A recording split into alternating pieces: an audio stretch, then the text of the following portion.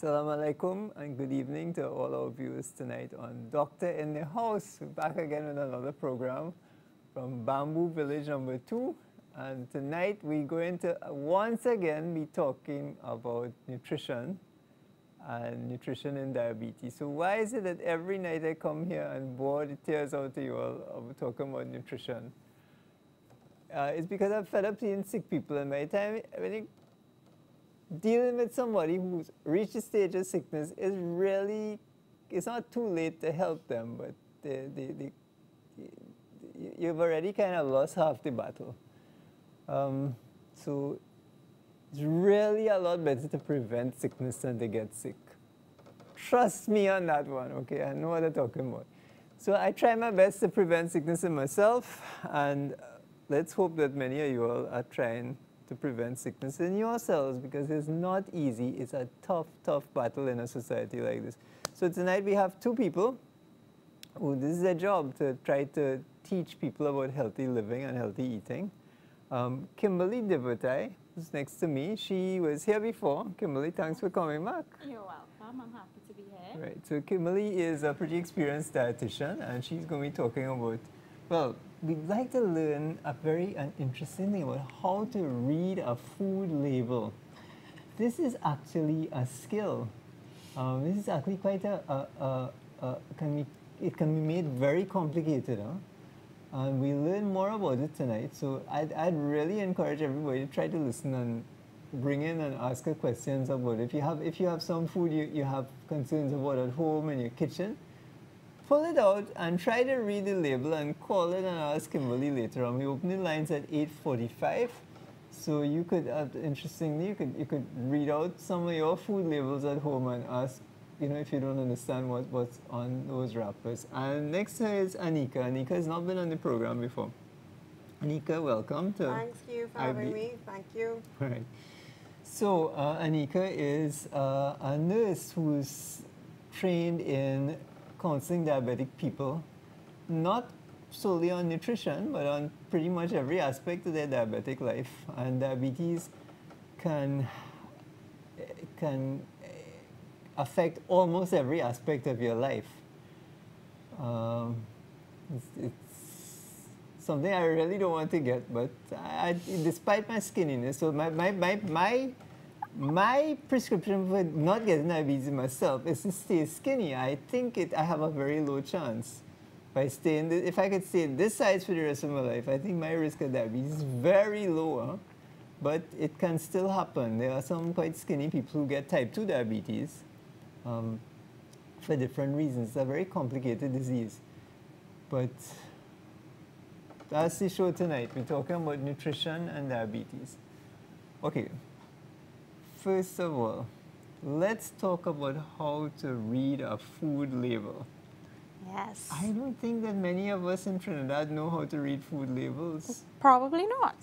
A lot of people do not know how to read, nor do they know how to understand what they're reading on the food label. So we're going to go through that tonight, how to read and understand what the food label is trying to tell us. So if we could get the first picture, please. Okay, so here we have a nutrition facts label. This is a peanut butter. And when we're looking at the nutrition facts label, the very first thing that we need to look at is the serving size. Okay, a lot of people will read the label and think that this information has to do with the whole contents of that container or of that package. But the information there is specific to the serving size. So in this case, the serving size is a 2 tablespoon measure, and they have about 7 servings in this container. Okay. 2 tablespoons is a fair amount of peanut butter. 2 tablespoons, yeah, that's a fair amount of peanut butter. People would eat that much? Yes, some people eat even more than that. So what, you're going to spread 2 tablespoons on bread or something? They might spread it on bread, they might eat it with fruits, on cricks, they might just eat a spoonful of peanut butter without anything at all. Yeah. Okay. Yeah. I like it with apple, actually. That's my personal. Yeah. People eat it with fruit. But you smear a little bit to change it, to add taste. But 2 tablespoons? But the 2 tablespoons, that's your whole serving. That's So if your you do whole like a few serving. slices of apples, they actually advise that that's a good bedtime snack for a person with diabetes as well. A few apple slices with some peanut butter on it. Really? Yeah. Okay, so Anica is having her bedtime snack of some apples, a few apple slices, and she's going to smear 2 tablespoons of peanut butter on it. Okay. She could do a lot worse, I think. Okay, we go with that. Yeah. So in 2 tablespoons, what you're saying is we have a total, well, what will you look at next? Right, so then we go down, there's the calories. So it's 220 calories. Now, most people are not even sure what a calorie means. So a calorie is a unit of energy. So of course, our bodies are functioning organisms and we need energy for our heart to work, for our lungs to work, for us to do our everyday activities. And basically, we get our energy from food. And the energy is in the form of a calorie. So there's 220 calories in a food. And then they have the number of calories from fats, because we get our calories from our 4 macronutrients, which are protein, carbohydrates, and fats. So they're telling you how many calories you're getting just from the fat portion of this 2 tablespoons of peanut butter. Right, so does this look like a lot of calories? 220? That is a fair amount of calories for a snack, yeah? And especially if we're adding it to a 60-calorie apple. Yeah. Almost 300-calorie bedtime snack, Anica. Yeah, I think Anica could probably cut back on how many tablespoons she's adding. Right, and then we move on.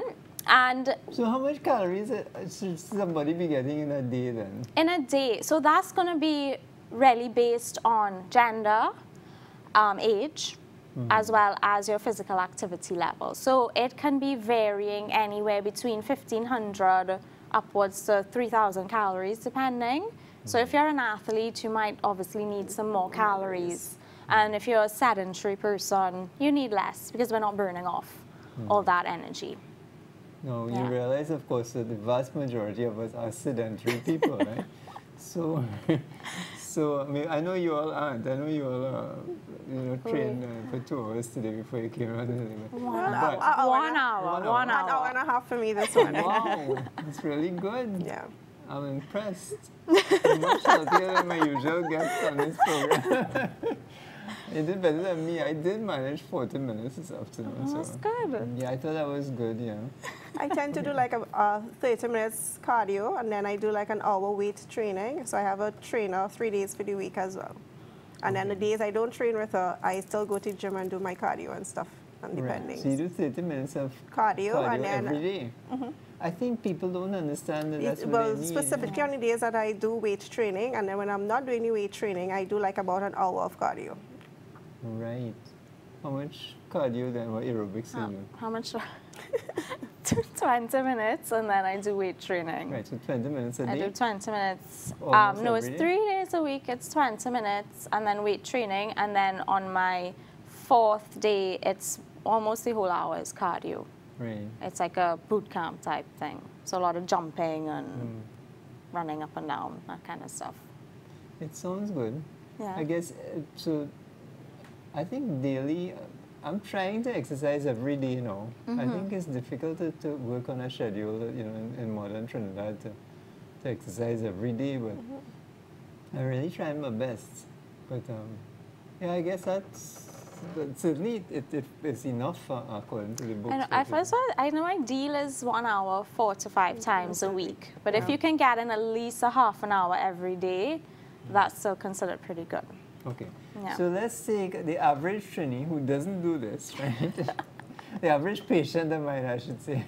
My patients actually spend some other time exercising. Give me a rough idea for an adult man who's sort of, I don't even want to say normal size, because normal size is obese now in Trinidad, or is overweight. Let's say, okay, a healthy adult size man. Roughly off the top of your head, how much calories you think he might need? Who's active? Moderately active? Mildly. He has a normal job and he doesn't exercise much. He exercises a little bit. Maybe 2,000, 2,200 max. Yeah. Okay. That would be an average. So we may disagree on that, but I think your answer would be the kind of normal answer that everybody believes, which may be right for many people. I think it has to be individualized. So. It does. Okay. It definitely, So, your intake should definitely be individualized. There is no one size fits all. Okay. But let's say you have somebody who you figure needs 2,000 calories a day. Because he's not doing a whole lot with his life. He's mostly sitting around. So he's a doctor, you know, sits down talking to people all day. He then has to allocate. Okay, so you advocate, you teach people to count calories. No, I don't. Oh. I don't believe in counting calories at all. Well, that's an important statement. Anica, what about you? You teach your patients to count? No, I don't do the counting calories either. Depending on the individual, they do have some persons with diabetes who do what we call carb counting, where they count the amount of carbs and they adjust the insulin dosage, if it is they are on insulin, based on what the amount of carbs they're eating for their meal. Okay. Well, this is really interesting because a lot of people still try to count calories. And they probably do it badly. It's really hard for people to count calories. It is. Yes, it's a very difficult thing to do, which is why I don't teach counting calories. I focus more on looking at your portion sizes instead of looking at the calories in what you're eating. All right. Yeah. Maybe we should go back to the peanut the food butter. label. Yeah, back to peanut butter, Justin, right? The first one, Go back please. to the first one, yeah. Right, so then, as we go down, so it's broken down into the different nutrients that are available. So normally, it always starts with the fat. And once it's bolded, that means it's the total amount in that 2 tablespoon serving. So there's 15 grams of fat in that 2 tablespoon serving, all right? And then anything that's underneath it that's not bolded and indented those are the different types of fats that are going to make up those 15 grams of fat. So saturated fats is 3 grams, the polyunsaturated fat 6, and then the monounsaturated fat 6 grams. So these are just different types of fats. So do you still encourage people to study the types of fats that they're taking in? Definitely. So normally anything with a trans fat, we will always say to avoid because that is proven to increase our bad cholesterol, therefore clogging our arteries. So that's always one that we recommend that you avoid completely. Right. So I noticed that there are no trans fats on this. And you know what I found is that there are none of the labels I see with trans fats on them. At least the foods that I look at. So trans fats are the ones that are definitely bad for you. Definitely bad for you, So you want to avoid trans fats at all costs. Yes, definitely. Okay. All right. What about saturated fats now? We used to preach for so many years about saturated fats being bad. Yeah, so saturated fats is normally one that we would try to recommend to keep to a minimum because they're considered, they're bad for the heart. They're not heart healthy. So we would recommend to avoid products with too many saturated fats in them. Okay. But 3 grams is not a huge amount. Okay. All right. And then we go down to cholesterol. So there's 0 milligrams of cholesterol. And the reason being is, so cholesterol we would only get from an animal-based product. Okay, so there's no cholesterol in any plant-based products. So that's why this has 0 milligrams of cholesterol. So dietary cholesterol, recently many patients will ask me that it's been recently taken off the American Dietetics Association, The American Heart Association. Yes, has declassified it, and they don't say, they say now that the amount of cholesterol in what you actually eat may not be a particularly worrisome thing. Yeah, so what they did find is that most products that were high in cholesterol were also high in saturated fats, with the exception of egg yolk and shellfish. But egg yolk and shellfish are very low in saturated fats, but they were high in dietary cholesterol. And that's why eggs are now no longer considered bad for you, because you know eggs, they were in, they were out, they were in, they were out, they're back in again. And And that's basically what they found. It's really the saturated fat that has a bigger impact on your blood cholesterol than the actual dietary cholesterol. Okay. Yeah. So all in all, you're not concerned by the 15 grams of fat in the serving. You think fats, you're not very anti-fat in the diet, and you're not an advocate of very low-fat diets. Not very low. I think it's very important to look at where your fat is coming from. I think that's more important. So if your fats, but it is still not recommended that your diet be extremely high in fat. So it is something you should look at, definitely. Okay. I'm not saying the 15 grams in a snack is a good idea. Okay. But yeah, okay, so fats are not necessarily too bad, but they should be in limited amounts. That's Correct. the message we could get. And avoid trans fats like avoid trans fats for sure, and keep saturated fats to a minimum. We can still have them, but we don't want a diet that's high in saturated fats. Okay, and you made another very interesting statement. You said you should look at where your fats are coming from. Yes. And that's I think quite important too, because as I mentioned, I'm vegan. Yes. So I think that if the fats are coming from an animal source, there's no fiber there. No, there's no fiber, from an animal source. It's sort of like almost like empty. To me, food without fiber is empty food. That's the way I see it. Okay, so let's move on then to back to the label, moving on. Sodium. So sodium would be a particularly important nutrient to look at if you suffer with high blood pressure. Okay, because of course sodium can increase our blood pressure. So sodium is salt, of course. Sodium is salt, yes. Who don't know, yeah. So this has 90 milligrams of sodium. Normally for somebody with high blood pressure, we tell them to keep their products below 150 milligrams of sodium. All right, and then we move on to our total carbohydrate. So this is 7 grams of total carbs, and again, then it's broken down beneath what is making up these carbs. So this is 3 grams of fiber in it, and then 2 grams of sugars. And something to note when it comes to sugars is that a label is never specific if a sugar is a refined and added sugar, or if it is a naturally occurring sugar that was found in one of the main ingredients of the product. So this is why when people are reading a food label, I have a lot of clients who just jump down and look at the sugars and they completely disregard the total number of carbohydrates. And that's really important if you are a diabetic, to look at the total number of carbohydrates in a product and not just focus on that sugar number. So I don't get it. The total carbs is what they should be focusing on, the total carbs? The total carbohydrates and not just the sugar. Okay. But here they have fiber as part of the total carbs. That's correct? That's correct. What they normally do? Because fiber is a carb. Carb, yeah. Fiber is a carb. But it's indigestible. But it's indigestible, yeah. So normally if there's a significant... what should they look at? If you say they shouldn't just look at the total sugar. They have to look at the total carbohydrates, not just the sugars.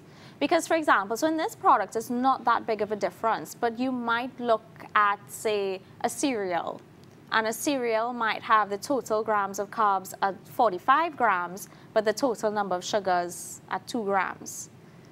But remember, our body breaks down all the carbohydrates into sugar. Right. So if a diabetic was looking at that, and they think, oh, it's only 2 grams of sugars, this is not going to raise my blood sugar. But 45 grams of carbs, so that's equivalent to 3 slices of bread. Right. That will definitely raise your blood sugar. So you can't just look at the sugars. So the bottom line is if they should look at the total carbohydrate rather than the sugars. Correct. Okay. Do they specify what types of sugars? They don't. That's what happens with the nutrition facts label, and that's why we must always look at our ingredients list.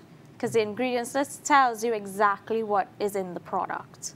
So that's where you can actually find out. To me, the ingredients list is more important than the nutrition facts label. It gives you a lot more information. Okay, I see. Yeah. I think a lot of people are very surprised when you read the ingredients list, because you're going to see fructose, then lower down you're going to see corn syrup, and then lower down you're going to see glucose, and then lower down you're going to see xylitol, and all these are still sugars. Yeah. So you're going to have like 5 different types of sugars or 6 different types of sugar, but it's not going to say sugar.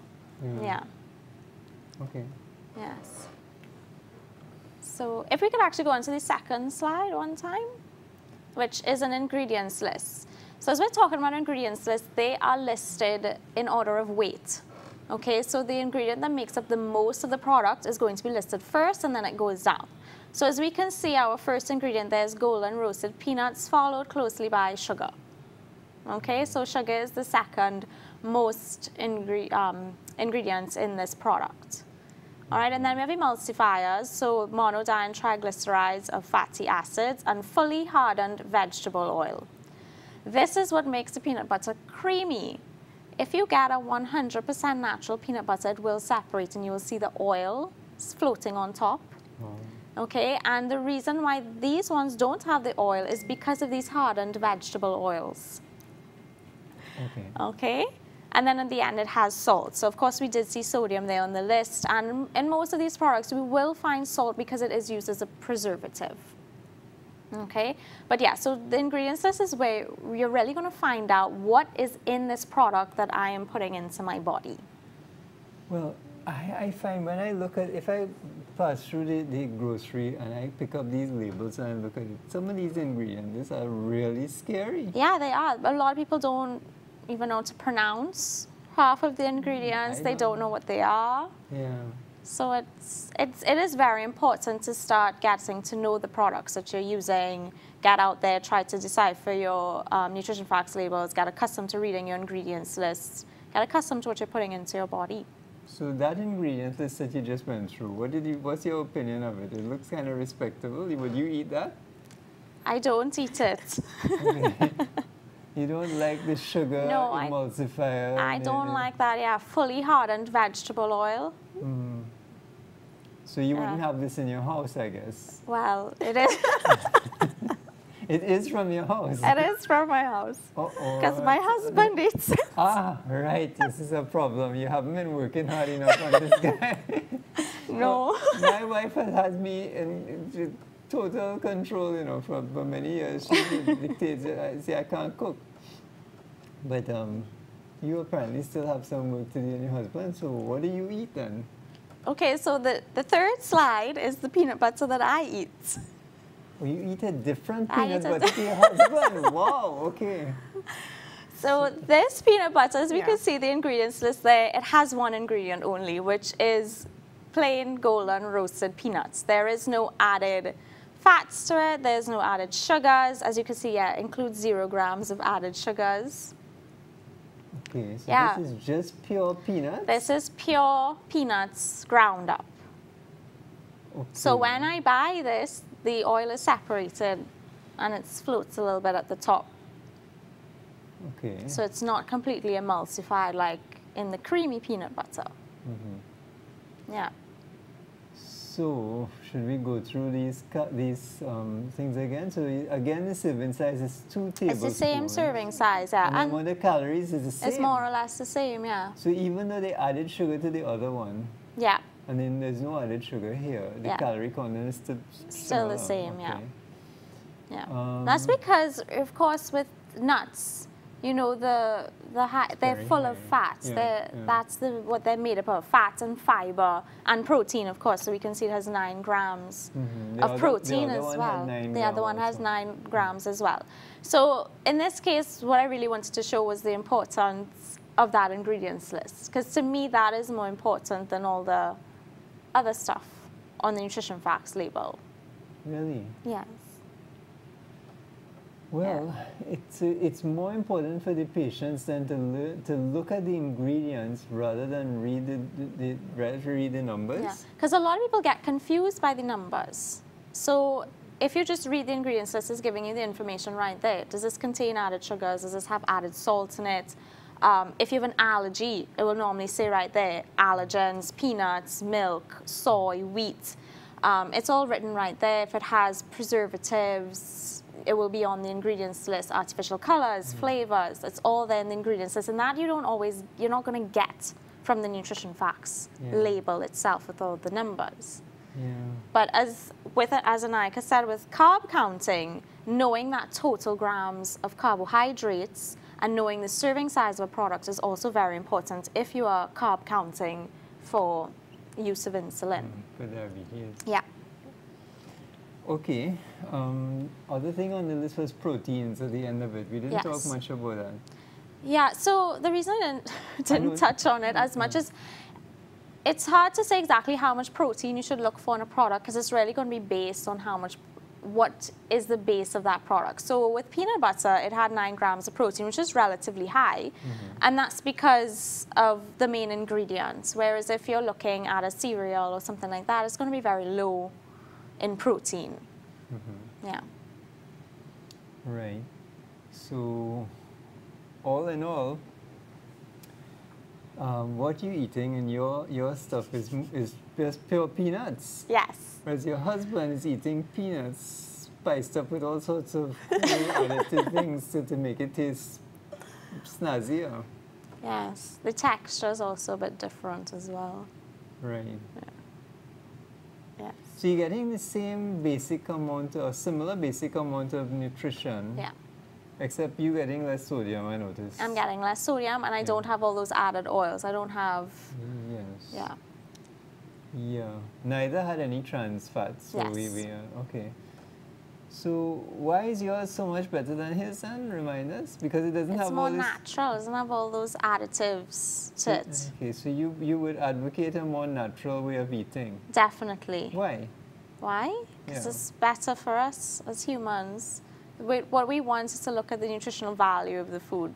That's the most important thing. Every time that you eat, the food that you have should be packed with the most nutritional value possible, as opposed to consuming empty nutrients, empty calories. Okay. Yeah. I used to tell my patients you should try to eat the food as close to how God made it as possible. That's what that was. The less stuff put into it, and the more it is close to its natural state. Yeah. Probably healthier for you. But this is processed stuff, though. I mean, you're processing the peanuts in some way. You're smashing them to bits, and wouldn't it be better just to eat natural peanuts? Well, I would eat them with salads, and so if you add nuts to salads, it's it very usually nice. I find it's good too. Yeah, for sure. But I don't see anything wrong with eating the whole nut or having it crushed up without any additives. To me, you're getting the same benefits from it. I don't know. What do you think, Anica? No, it's actually basically the same thing you're getting. It's the Whether same it's crushed thing. or you're eating it on whole. So it doesn't have to be that close to how God made it. Not necessarily. Again, it's basically once it is, you're eating everything in moderation. And portion sizes. Yeah. And you're eating regularly, because you're really supposed to have like basically 5 to 6 small meals a day. Okay, so this thing, moderation and portion sizes. Maybe we should talk a bit about that. Sure. Definitely. Okay, I tell you what, let's take a commercial break. And when we come back, we'll be trying. So these girls are putting in a revolutionary concept here. They're talking about moderation. And I don't believe in moderation on this show, but I'm going to shut up and let them preach moderation tonight. So they're saying it's probably not so smart to try to count all the calories in what you eat. It's probably a better idea to look at the ingredients, and again, not so much counting up what is in what, but just look at the specific ingredients and see if you think that's good for you or not good for you. And we're going to talk about portion size, which they say probably are more important than... It is more important. Yes. It is more important. Right. Yeah, than the calories in them. Okay. For sure. Okay, great. So we'll soon be back, ladies and gentlemen, after this short commercial break. Doctor in the house. High blood pressure is as dangerous as an overpumped balloon. Measuring your blood pressure every day can save you from risk of high blood pressure. MicroLife fully automatic upper arm blood pressure monitor with stroke risk detection. MicroLife AFib screens for atrial fibrillation while taking your blood pressure. High blood pressure and atrial fibrillation are both considered controllable risk factors for stroke. If AFib is present during blood pressure measurement, the AFib icon is displayed flashing at the end of the triple measurement. Once 3 measurements are complete, the measurement data are shown on the display. Microlife, a partner for people, for life.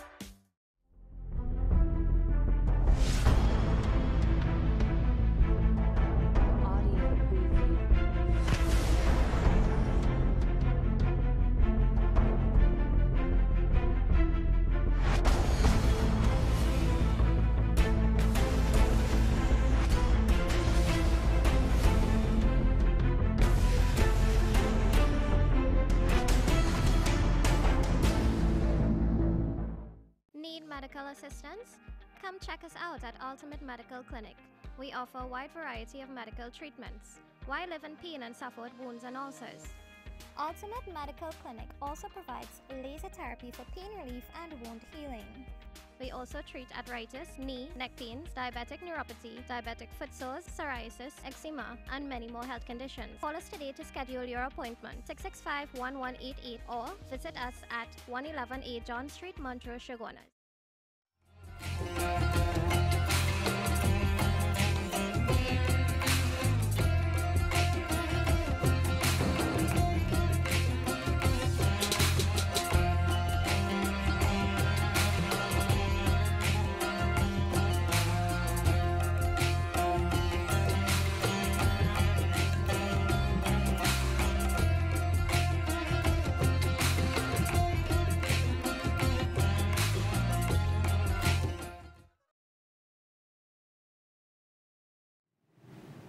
Welcome back to Doctor in the House, ladies and gentlemen. I'm Dr. Omardeen, your host, and we have tonight Ms. Kimberly Verteuil, a dietitian who's been teaching us about how to read food labels. It's a bit different than what I had expected. So she's emphasized different things, very interesting. And we have Anica Sanoir, who's nurse trained in diabetes education, diabetes counseling, all aspects of diabetes actually. But tonight we're just going to try to focus on nutrition, because otherwise we'd be here all night. Yeah, because as I said, diabetes just affects almost everything. Yeah, it does. Okay, so you were saying that you're saying that perhaps the single most important thing, rather than trying to count calories, is portion size. So this is how you train. How would you train diabetics to eat? No, I have to tell you that, as far as I can see, a whole lot of the world is diabetic. Trinidad alone, a vast amount of Trinidadians are diabetic, whether they know it or not. But there's a big fraction who are actually on a border zone, which I'd call metabolic syndrome. Mm-hmm. And even though their blood sugar is controlled, or is not high, they virtually have the body, features of diabetes. So, and even the ones who don't have metabolic, so in fact, perhaps the majority of Trinidadians have either diabetes or metabolic syndrome. and perhaps are overweight. What proportion of us are overweight? Do you have any? It's well over 50%. It's high. Over 50%. It's over 50%. Yeah, it's Well, over yeah, 50%, yeah. Okay, so, and even those of us who are not overweight, like me, we eating more than we actually need. This is my opinion. We act in modern life, almost all of us are eating more food than we actually need. I don't know if you agree with that. Yes, but you know, this is something definitely. I understand what you're saying, yeah. Okay, so you're saying we should try to focus on portion sizes. Okay, why? Okay, first things first, there is nothing called a diabetic meal because everyone comes or they call, you say, Nancy, I get a diabetic sheet, please. Nancy, I need a... Right, yeah. And there is no reason why a household should be cooking 2 different pots because people come and they say, well, you know, I have to cook a separate pot for him because he have diabetes and I have to cook something separate for the kids and myself. Everybody can eat from the same pot, Right. basically, because like I said, there is nothing called a diabetic meal. What is so different from what I am eating from what the person with diabetes is eating? Absolutely nothing. And this is what we were discussing. It shouldn't be because everybody should be eating like they're diabetic. Exactly. And this is what I always tell my clients when I'm doing lectures. Everybody's supposed to be eating the same way. And it's not about diet, because I hate the word diet. It sounds like a restriction, and to them it's also a restriction. Because long time, years ago, they always used to say you need a diabetic meal. And that's why people up to this day say the same thing, they want a diabetic chart. Like I mentioned, there's nothing called a diabetic meal. So it's like we mentioned earlier, it's about eating in moderation and portion sizes. The difference is, okay, so if it is, and how much times you eat for the day as well. So I usually tell my clients, I ask them how often you eat, and some people tell me 2 or 3 times. And when I tell them they're not eating enough, they open their eyes like, are you crazy? No, you're really supposed to be eating 5 to 6 small meals a day, basically like every 2 hours. And everybody's like, that is too much. But if it is, we look back when it is we weren't going to primary schools. We had our breakfast before we left home. Then we had our break time at 10 o'clock. We had lunch, we had our evening break, and we had our dinner 5 times. So why it is when we become adults, we're not doing the same thing. So we have our breakfast. And for breakfast, again, like what Kimberly was speaking about earlier, we're looking at all these different things because everything breaks down into sugars.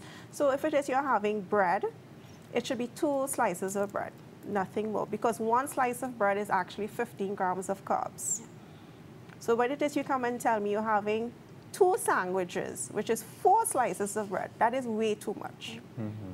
So that's just this bread alone. And then you're looking at if it is you're having an egg with it, or if it is you're having sausage or anything like that. On top of that, then you're having a bowl of cereal or bowl of oats. And this is where the difference comes in when we're talking about moderation and portion sizes. Because everybody's idea and perception of what a portion size is what is going to be different. So when you talk about a bowl of cereal, they do sell cereal bowls. So we're talking about the cereal bowl size, not the ice cream container.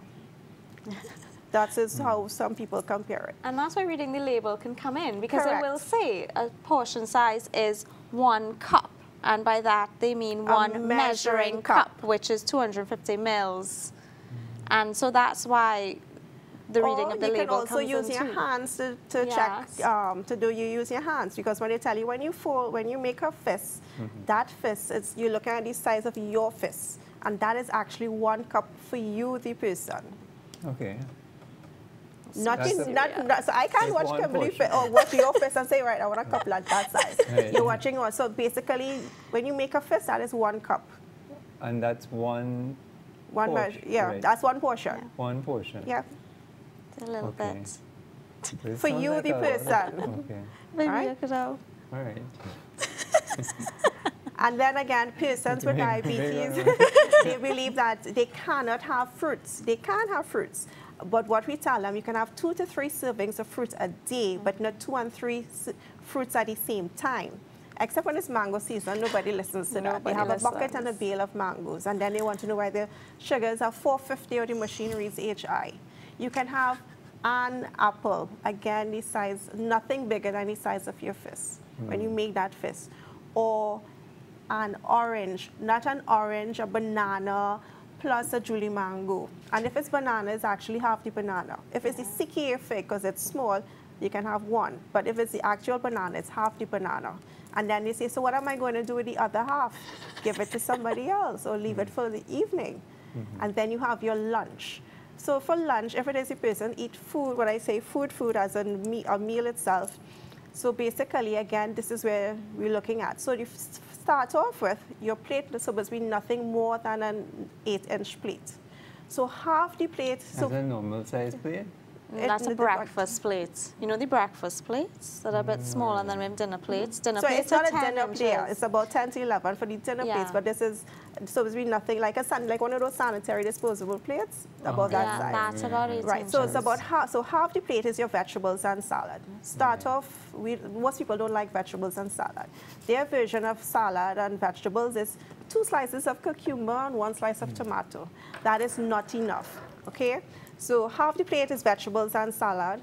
A quarter of your plate will be your carbohydrate. So this can either be your rice or your pasta. Not like our traditional Trini Sunday lunch where you have rice, macaroni pie, potato salad, and provision. So it's either the rice or the provision or the pasta. And then the other quarter of your plate will be your protein. So for those who eat meat, and this is where everybody's eyes open and their jaws drop, it's supposed to be the size of your palm and the thickness of your little finger. So if it is you really want to visualize how big your protein is supposed to be, it's supposed to be just picture the size of a deck of cards, and that is what your protein is supposed to be. A deck of cards. We all know that one. Yeah. Right. So it's not about. So that, you mean say put your meat. Yeah. If you're eating meat. Yeah, for those who eat meat. And so like for persons who don't eat meat and they have to double up on their protein, they will have, instead of having their peas and beans, they will double up on the peas and beans. Right. Yeah. No, for me, okay, I wouldn't eat them things you talking about, potato and, what you said, flour? Provision, rice. For provisions, yeah, I will eat provisions. But so if I'm not eating that, I mean, I would need bread and things. I think I see nothing good about it. I try to eat some. Everything I eat, I want to see something good in it for me, you know. And I don't see anything good in bread for me. But okay, back to lunch. Half of the plate is vegetables and salad. It could be cooked or fresh, right? Yeah. Or combination. Yeah. Combination. Okay. Yeah. A quarter is going to be your carbs. Carbs. Which. Okay, but again, I the size of your size of correct. But I think I could get provisions I would eat, but pumpkin, melongen, these things I think have a fair amount of carb in them. Pumpkin, yes. Melongen, we put in the veg group. So it doesn't have much carbs in it. Okay. All right, but me, what I would do is I'd eat a big amount of peas and beans.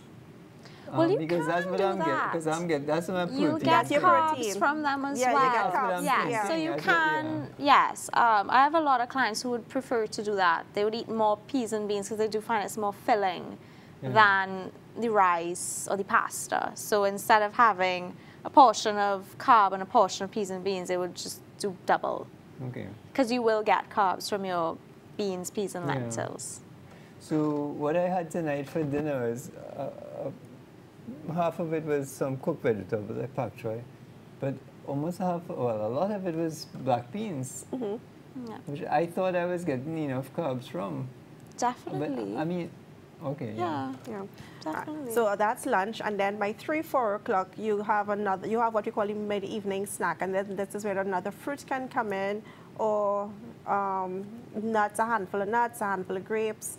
Once it's not too late. Well, that's what I said, anytime before 5. And yes. Because owing to the fact, a lot of people, they fail to realize that fruits have natural sugars. And because they eat it so late, and they always think of this, that they're eating something healthy at 10 o'clock in the night, or 12 o'clock, or 1 o'clock in the morning, the natural sugars. You're not doing anything to burn out the extra sugars. So anything, you can have it before 5. And then you have your dinner.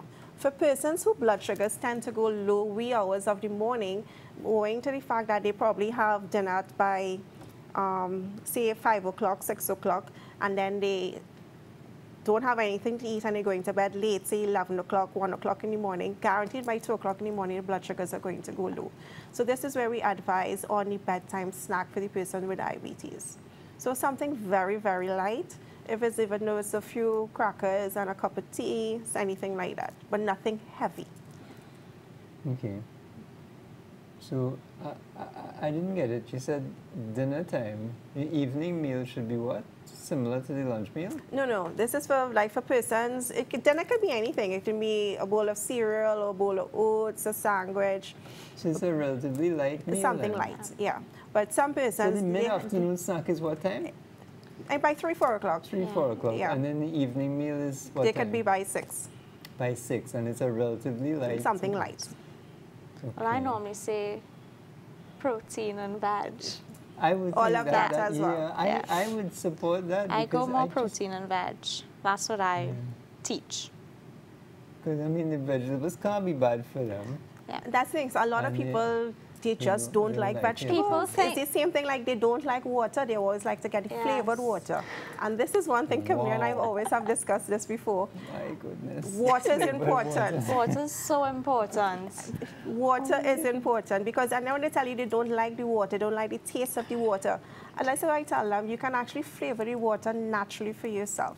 You can put the cinnamon or pineapple, mint leaf. You You can could make a whole squeeze some jar. lime Because in for the adult person actually supposed to be having 2 to 3 liters of water a day. Some people drink about 4, 8 glasses for the day, or one little bottle, 500 ml. Sometimes bottle, just one or none. glass or none. And then they or wonder why none. they're constipated. Why they have low energy. All these A lot of things. people don't realize that dehydration gives you low energy. Okay. Because a lot of clients will come in, oh, I'm so low energy, and they want to eat something sweet. I'm like, your body doesn't need sugar, it needs water.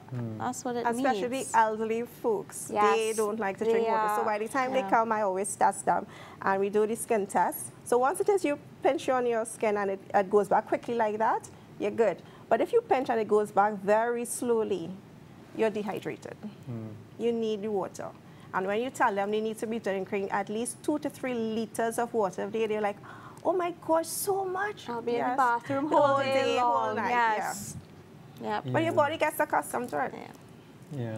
Yeah, when I wake up in the morning, I drink a liter of fluids because I don't want to be waking up in the night to pass water every minute. So I try to drink a whole lot in the daytime and go to the bathroom during the day. During the day, you know, so, Okay, so I noticed you were talking about natural sugars.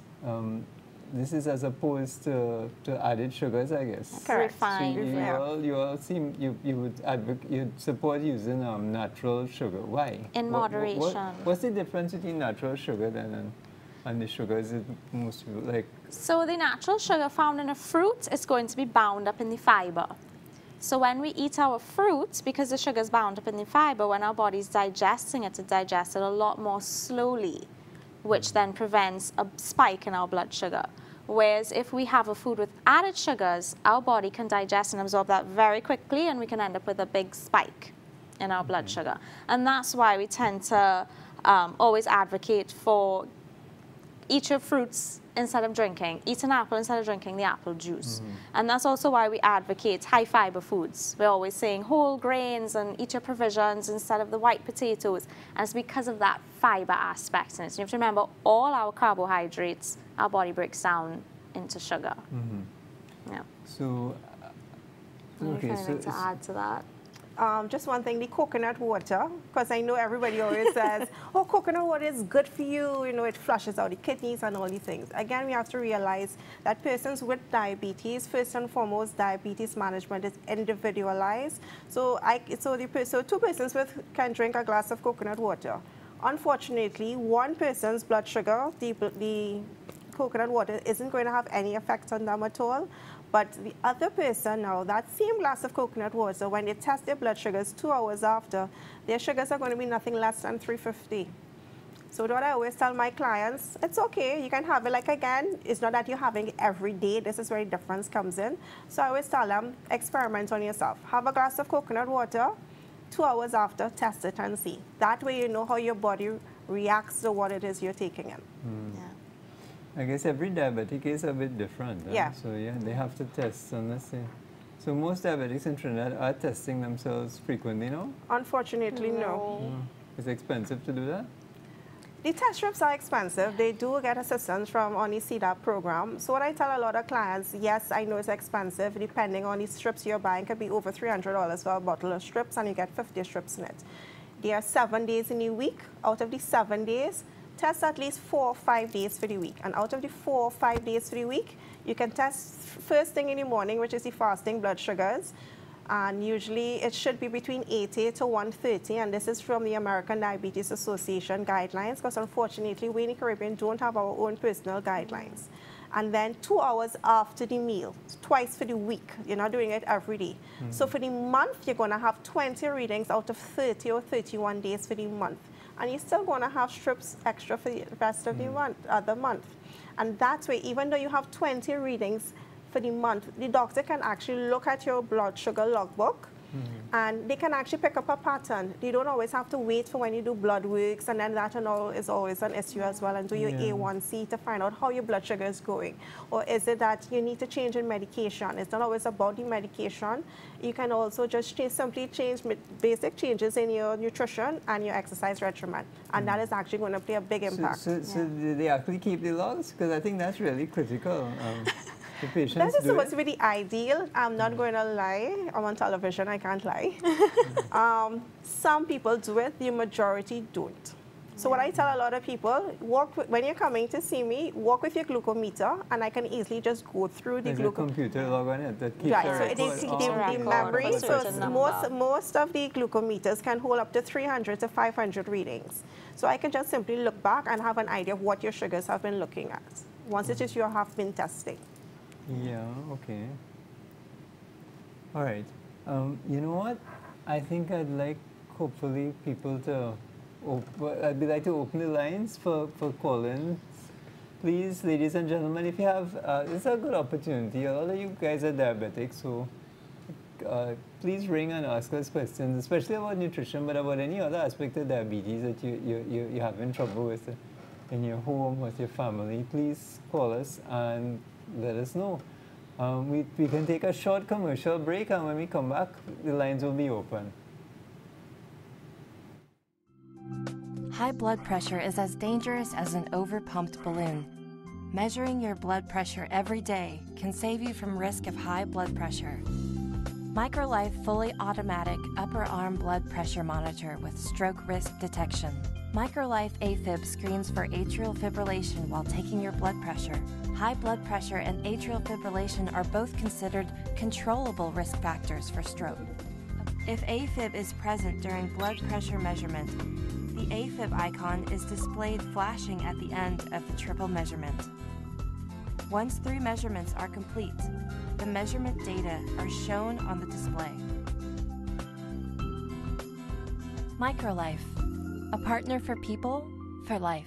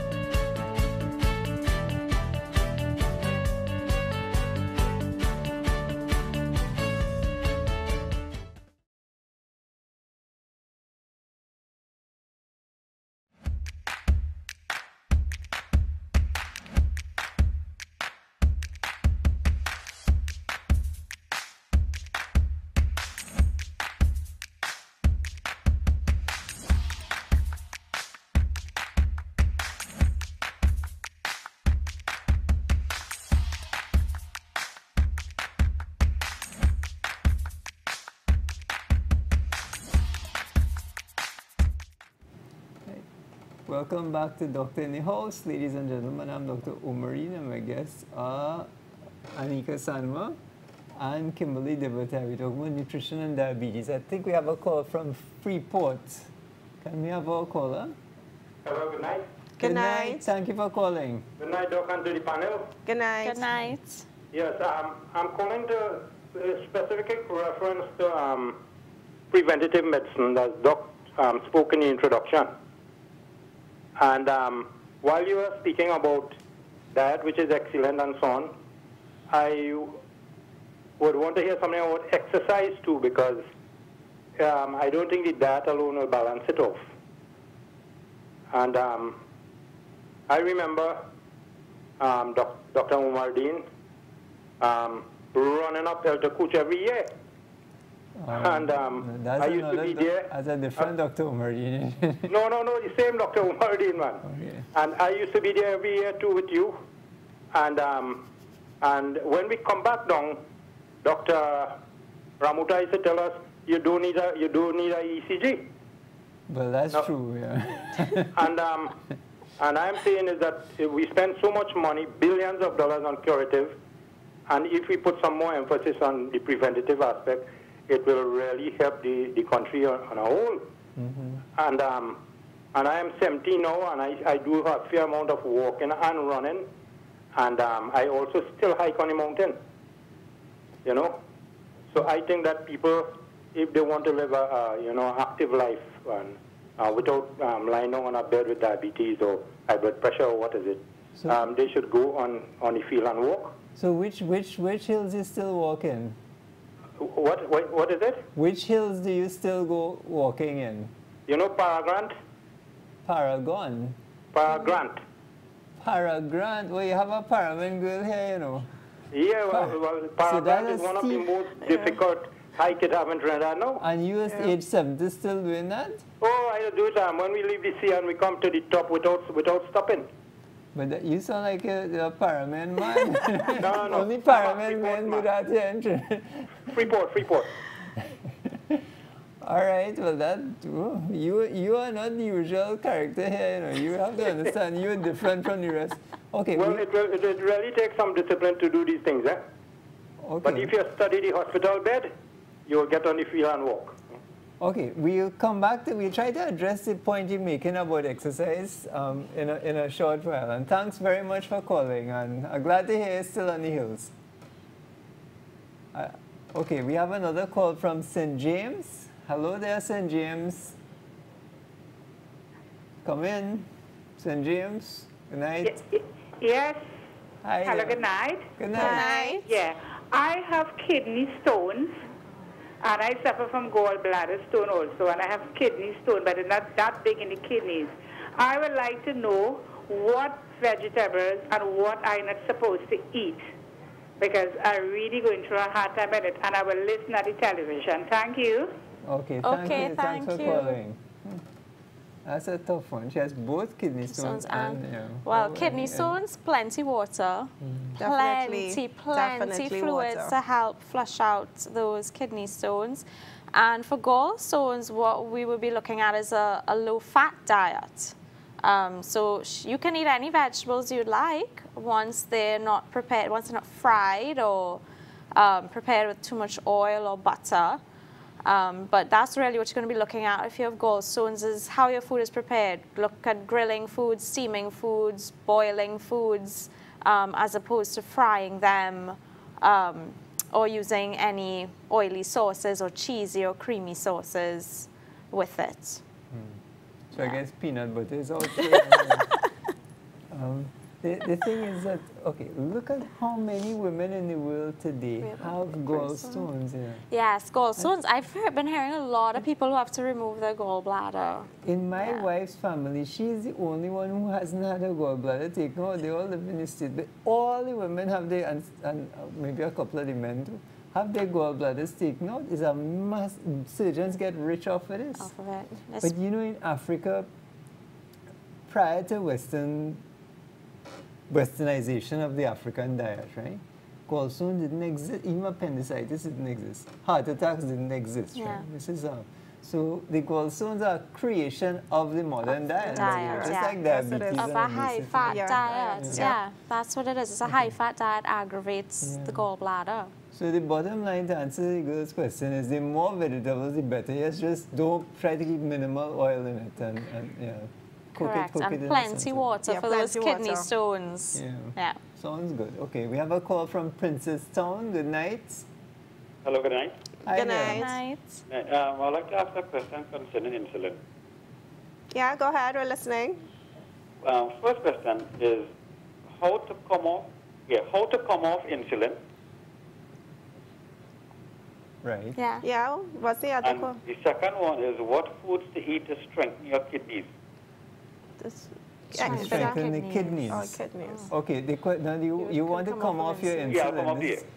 Okay, how old are you and how much you weigh? Oh, he's off the air. Yeah. Shucks. We lost him. Well, I think, I mean, to come off insulin is a tough question. Yeah. He should take a doctor's advice on this. Perhaps his doctor should know best. But It all depends on the person because you have to make sure first and foremost that your glucose is controlled and what your blood works are looking like. You cannot have an HbA1c of say 17.3 and say, yes, I want to come off insulin. That's not how it works. Your glucose levels have to be controlled or within controlled limits for you, the individual. Even though they do have the guidelines, it all depends on whether it is you have any comorbidities, if it is you have any renal failure, heart failure, all these things we have to take in consideration. It's not just about, yes, sticking yourself numerous times for the day. Sometimes you get totally frustrated, but we have to take a lot of things in consideration before the doctor can actually say, yes, you can come off of the insulin. yeah, it's a tricky thing. But first of all, if you're type 1 diabetic, basically, So unfortunately, you stuck can't on come off of the insulin. This is like for persons with type 2 diabetes. Yeah, but even some of the type 2 diabetics, they don't naturally produce any insulin, or they have very little. Your own body production of insulin has crashed right down low, so it's quite dangerous for you to come off insulin. But yet again, there are a lot of very overweight type 2s who I think we could, if they really want to, they could probably try to maybe even get off insulin one day. But I would say it has to be something done very gradually. Yes. So as their body weight comes down, their insulin requirement might will down. decrease. It will, because they have actually shown with the like the diabetes prevention trial, they've showed once it is you can lose 5 to 7% of your body weight, you can actually reduce your risk of developing type 2 diabetes. So again, it will take lifestyle changes. Exercise, and it's not just like walking, but it's brisk walking and weights and all these different. Getting your heart rate up. Yes. So it will take time.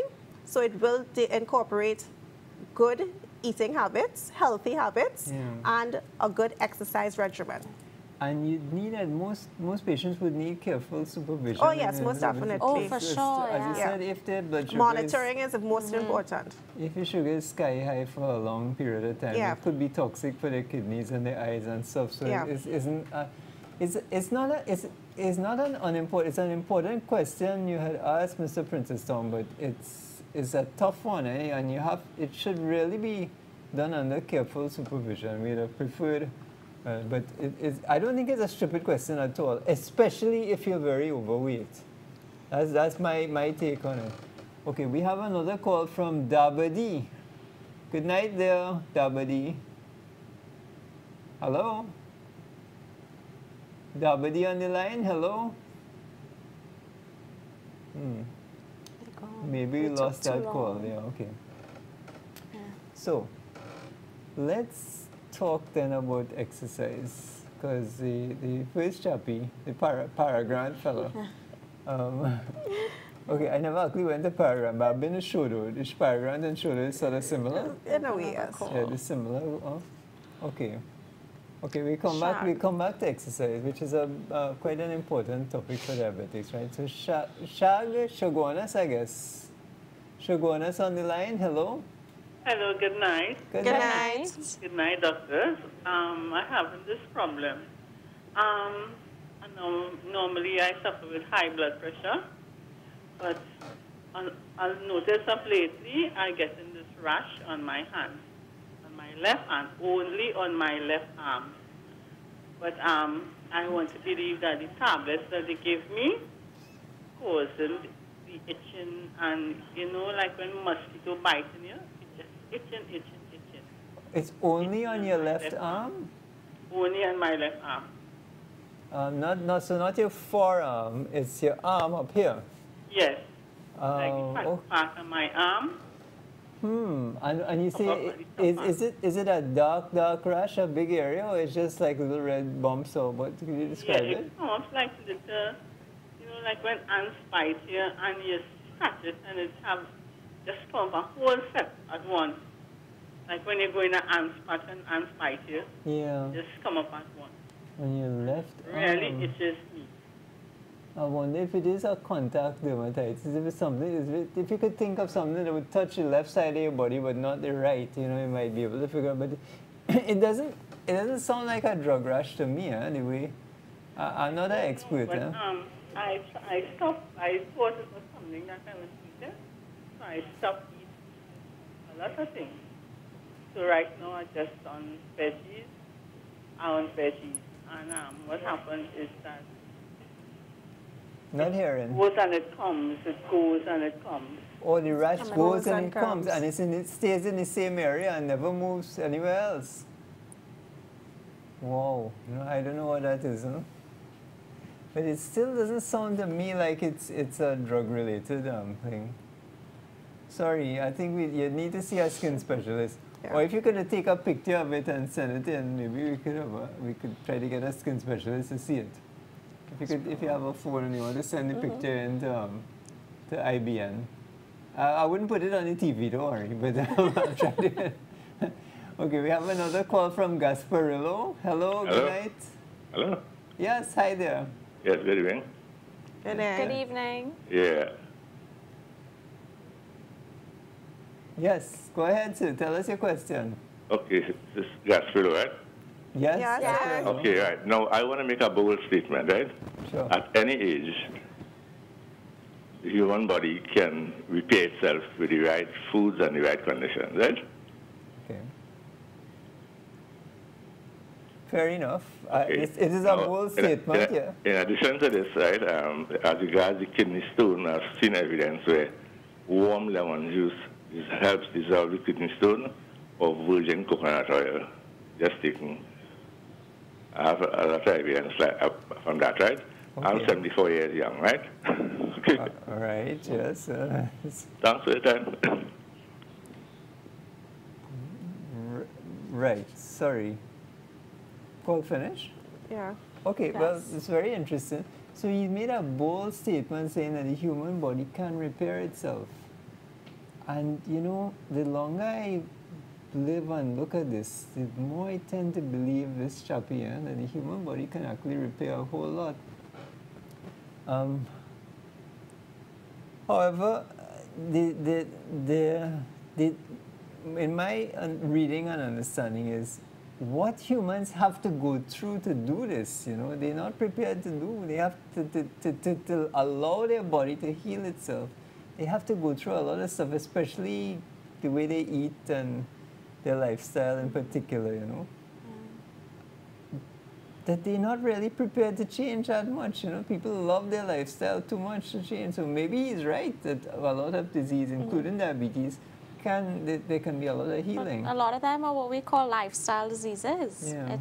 You develop them because of the lifestyle that you lived. Sedentary lifestyle, high-fat diet, high-sugar diet, and then just over the years, the body builds gets up. fatigue.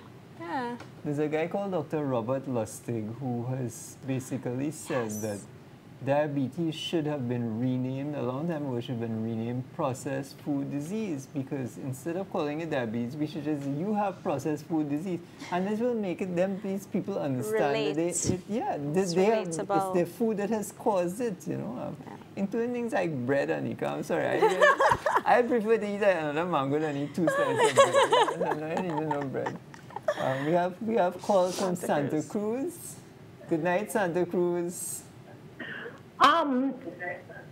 Good night. Good night. My question is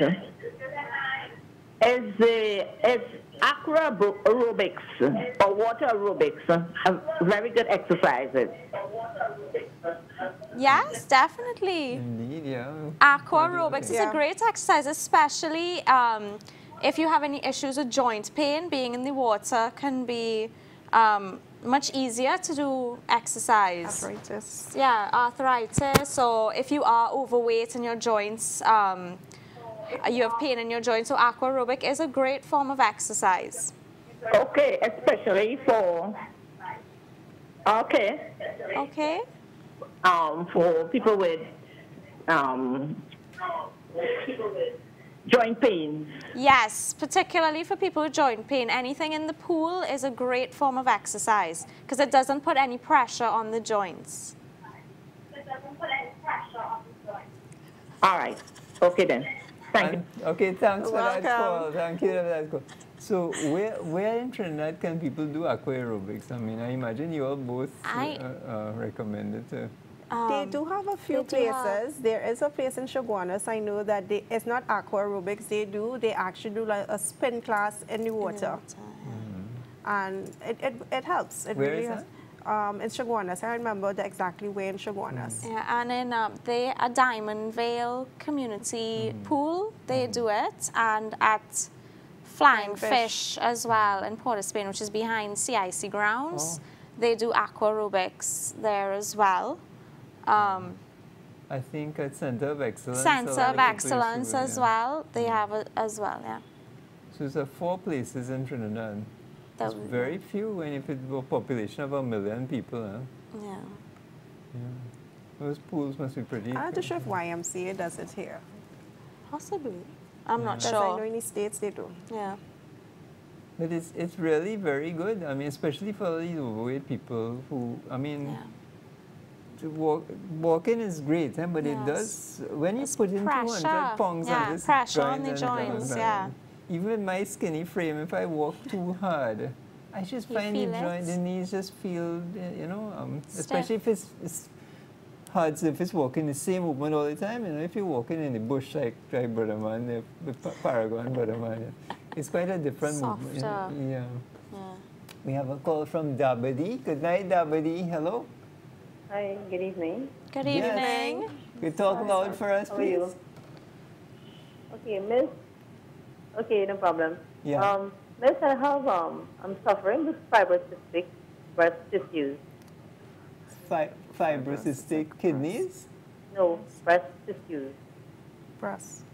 Oh, you're right. Fibrocystic breast disease. Gotcha. Yes. Right. I read recently that in the long run, fibrocystic breast tissue does give you breast cancer. It's about cancer. Oh, really? It's predisposed to cancer? That's what she said. I'm not sure. She read that recently. Yeah, I read it. Okay. Oh, gosh. But they said medication is vitamin C, vitamin D, something with iodine. Also, evening primrose helps. Evening primrose, okay. Any situation where I can use something that helps it be more tender, probably not painful. Okay, well, thanks. I don't know much about it, but these girls might. I don't know much about that either. Evening primrose? Well, I know about evening primrose, but I don't know in relation to fibrocystic breast disease and the relation to cancer. I really don't know much about that topic. So is it really predisposed to cancer? I'm not sure. I mean, it's a common thing in women. Okay. Sorry, we can't really help you too much on that one. Out of our fields, we might talk more stupidness than we know. Okay, we have a call for, we already doing that anyway. We have a call from Diego Martin. Good night, Diego Martin. Diego Martin, come in. Hello. Hello, good night. Good night. According concerning, I'm having a lot of pains in my knees, and I want my knees and my hands. I wonder what I can do for it. Pains in both knees and both hands? Yeah. How old are you, miss? 55. You're 55 and both knees are hurting and both hands. Yeah. It's like the small joints inside of the hands when you try to bend your hand? The bone by the end of my hand, it's hurting me. The bone by the end of your hand? At the wrist? At the wrist? By the wrist. Yeah. Oh, so both wrists and both knees. And any other joints? Well, my ankle, all of a sudden, about a week ago, my ankle started hurting me. arthritis. Okay, well, you definitely have an arthritis, yeah. So it's a polyarthritis. At her age, normal osteo, you know, she's a bit young to get osteoarthritis. No, I wouldn't be too happy about this. I think you better see a joint doctor, yeah. Because it could be a joint disease like rheumatoid arthritis or something else you're getting. Okay. Yeah. It doesn't sound like the usual kind of old age arthritis, no? I think it might be worthwhile to check it out. Don't just go and take 20 tablets and suppress the pain. I think you need to ask your doctor to, you want to do some blood tests on you to check for things like rheumatoid and systemic lupus and you know, some of the other causes of joint pain. So I think you better check it out with your doctor. Okay, we have another call from La Hoqueta. Hello there, La Hoqueta. Hi. Yeah, good night. Good night. Good night. Good night. Night. I had a blood test. Yeah. Are you hearing me? We try, yeah. Yeah. It's not so clear, but we... Okay, and I had a blood test, and it was a fasting blood sugar. Yeah, right. And it said HbA1c. HbA1c. The result 6.1. The flag is high, and the normal range is 5.7. What is this HbA1c, please? Okay. It's Okay, the great. HbA1c, and this is a blood test that they do to diagnose diabetes. And for persons with diabetes, it actually tells you how controlled or how uncontrolled your blood sugars are. So there are different ranges. So your A1C came back at 6.1%. Basically, what 6.1, correct? Yeah, and the flag is high. Okay, it's not high as in any stage of diabetes, because once it is, you are confirmed as, or diagnosed as having diabetes, is anything above 6.5%. So your A1C being 6.1%, you fall in the category of what we call pre-diabetes, meaning, yes, meaning your sugars are over the normal limit, but not high enough to be diagnosed as you having diabetes. So sometimes what the doctors will do, they will actually start you off on probably medication, which is the metformin or the glucophage, and they will tell you you need to monitor your blood sugars, but you still have to do the same things we were discussing earlier on. You need to try to exercise and try to eat healthy and stuff like this, because... It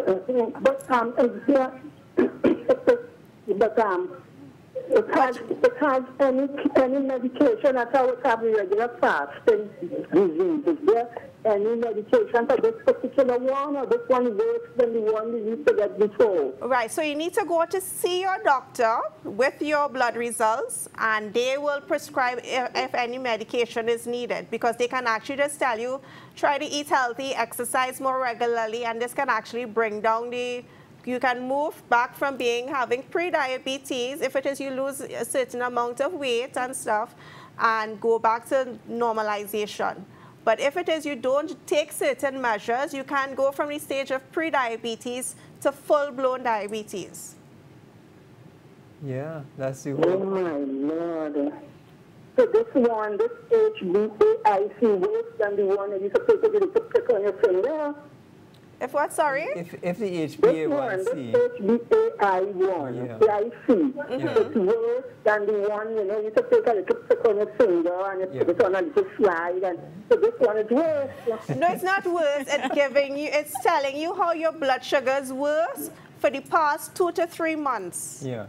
So it is actually a better way it's to better check your sugar than sensitive. So in England and Europe, they still do fasting blood sugar, or they just do the HbA1c? They still do both. They do both? Yeah. Because, yeah, so Miss Tabadi, she's a hooker. Yeah, she does laugh. So like I said, you need to go on, so you need to take your results, go to your doctor and let them know what's taking place with you. But the HbA1c is a very good thing to do. In fact, you should do it, I would say, at least twice a year, but maybe Like in Europe, they'd have every patient do it 4 times a year? Yeah. Once it is your... Even if you're not diabetic? Once it is... Sorry, all diabetic. Right, so for persons who have diabetes, they use this as a form of monitoring to know how controlled your blood sugars are. Over the past 2 to 3 months. So rightfully how it's done, and when you look at the diabetes algorithm, they start you off on medication, and then 3 months later, they do the A1C to see how controlled the blood sugars are. If it's not controlled, then they probably add on another medication. But for persons with diabetes, or if a lot of people who do, who aren't aware that they have diabetes and they do their medicals, company medicals and stuff, this is where most people actually find out that they do have diabetes.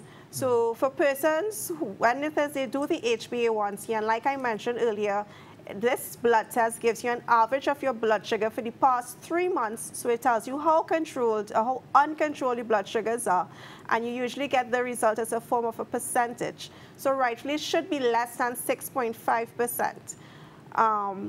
For persons with diabetes, once it comes back anything above 9% based on the guidelines, this is where the doctors can actually prescribe the insulin. Right. Because it's telling you that your blood sugars are running too high, that you're putting you at risk for further complications. So whereas the fasting blood sugar gives you an idea of how high your sugar is today. In the morning when you get up. But that could change from day to day. So Correct. Some days you might be real good and sticking to your diet and not eating too much of the white bread and stuff or starter. But then again, we also have to remember that a lot of things affects your blood sugar. Stress. Right, yes. So you can be good today, nothing is stressing you out. So you quarrel with your husband. Correct. Right. And then your sugars go up. But so instead, if you want to get over that, you do the HbA1c, which tells you how much quarreling you've done for the past 2 months. But it gives you a more fair indication of how good your control is. And it's usually kind of gold standard now because they use it as to actually diagnose diabetes. Yeah. How much does it cost to do it in the lab? It varies from about probably 150 to 200. Right. But the sugar, they also charge about $100 for sugar too, so they might as well do the HbA1c. Yeah. Okay, we have a call from San Fernando. Can we get your call? Hello, San Fernando. Night, San Fernando. Good evening, doctors. Hi Good there. evening. Yeah, good evening, good evening. Yeah. I am 77 years old. Right. I have 2 problems. Okay, only 2. Yeah. In the night, I catch cramp on both legs and on the calves. Oh. What's it say? Yeah, your calves and legs cramp. Yeah. And the other problem is legs and the calves. The catch cramp. The other problem is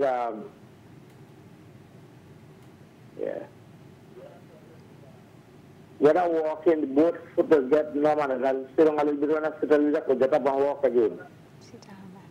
When you're walking, they get numb? Tell me that again, sir. When they're walking? Yeah, when I'm walking out of the house and walking on the street. Both feet? When I'm walking on the road or walking in the street. Both sides, right? Both feet just get numb, and if I sit a little bit, I will get up and go again. So is it the calves or the feet that get numb? Move again. If I get a little rest. What? Okay. Yeah. Do you suffer with high blood pressure or diabetes? No high blood pressure. I have a diabetes, but I control. Okay. How long have you had diabetes? I control diabetes. Hello? Hello? Yeah. How long have you had diabetes? When were you diagnosed? A couple of years now. A couple of years? Okay. Could be diabetic neuropathy. neuropathy. About 10 years now. 10 years, okay. 10 years, okay. Is your blood sugars controlled presently?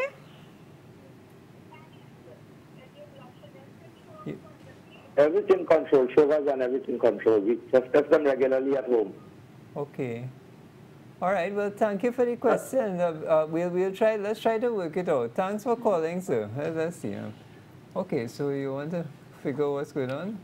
possibility is owing to the fact how long he has had diabetes. It sounds as though, I can be wrong, but we only know a few of the symptoms. But based on what he's saying, it sounds as though he has what we call diabetic neuropathy, basically meaning nerve damage. So most of the times with persons with this condition, some people have symptoms, some people don't. They complain of about numbness, they feel like pins or needles sticking them, cramping, all these things. So based on what he's saying, it sounds like that. Or again, and then it also sounds as though he could have intermittent claudication because he's saying when he walks he gets it. Yeah. So it's also possible, say, that the arteries, the circulation in your leg, yeah, could be given trouble, especially if it's 77.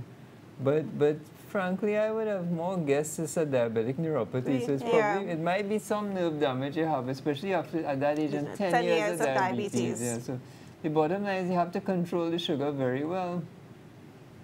Yeah, I think it should be a controllable thing. There's some tablets they give you for it too.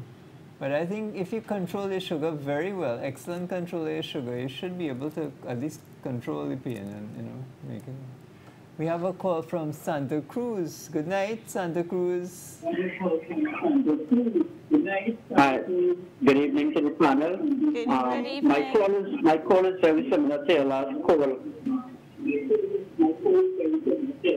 I just came from visiting my cousin. He's 47 years old. He has been diabetic for more than 15 years now. He has numbness in both legs at present. He's also having problems passing urine, and he has varicose veins as well, and there's no feelings in the legs at all. From his knee go down to the toes, there's no feeling whatsoever, and he's in tremendous pain right now as we speak. Could you share some with regards to what might be taking place with him? So from the knees, he has no sensation. And he has trouble passing urine. Does he need a catheter in the bladder? Off the line. Doesn't sound like it's gone that far, but probably some form of damage. It sounds pretty bad. Yeah. Sounds like there's kidney damage and a lot of nerve damage, which is common as a result of uncontrolled diabetes. Yeah, the autonomic neuropathy will affect the bladder too. So the kidneys, That's really tough. And he's only 47 years old.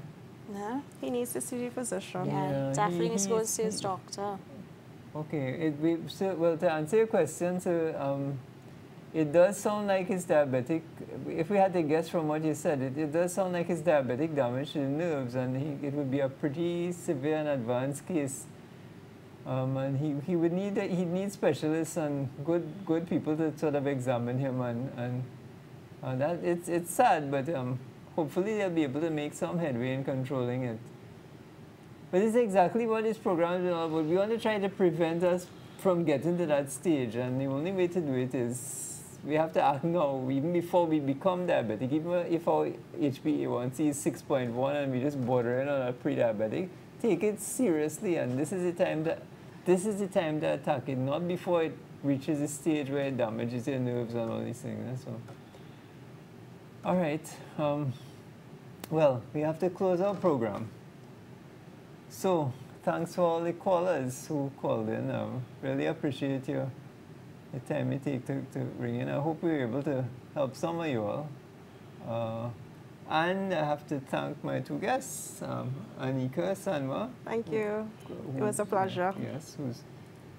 So once again, Anica is a counselor, a diabetic nurse counselor who deals with all sorts of aspects of diabetes, and she's really experienced at this. Whereas you'll find most doctors like myself, we have an overview of diabetes. We have a sense of how to treat it, but we may not have, unless we ourselves are diabetic, we may not have as in-depth a knowledge. You really need a diabetic specialist, and if you want to treat your diabetes well, you actually need a clinic where there are people employed who could deal with all different aspects of it, or who could sit down and take the time to talk and teach you, because I think education is the key to controlling diabetes. If you don't understand what's going on, you're kind of spinning top in mud. So Anica is a nurse who's been trained in this, and we're lucky to have her on the program, and I'm really hoping she comes back again. And Kimberly, thanks again for coming. Really much appreciated. You're most welcome. It was a pleasure to be here. Yeah, I think I did learn quite a few things from you. Your talk on the nutrition labels is something I always wanted to do. And maybe we can have you again if you're willing to take the time to come. Sure, of course. Great. Okay, so on behalf of Anica and Kimberly and the staff at IBN and our sponsors, thanks very much for tuning in to Doctor in the House, and we hope to see you next week.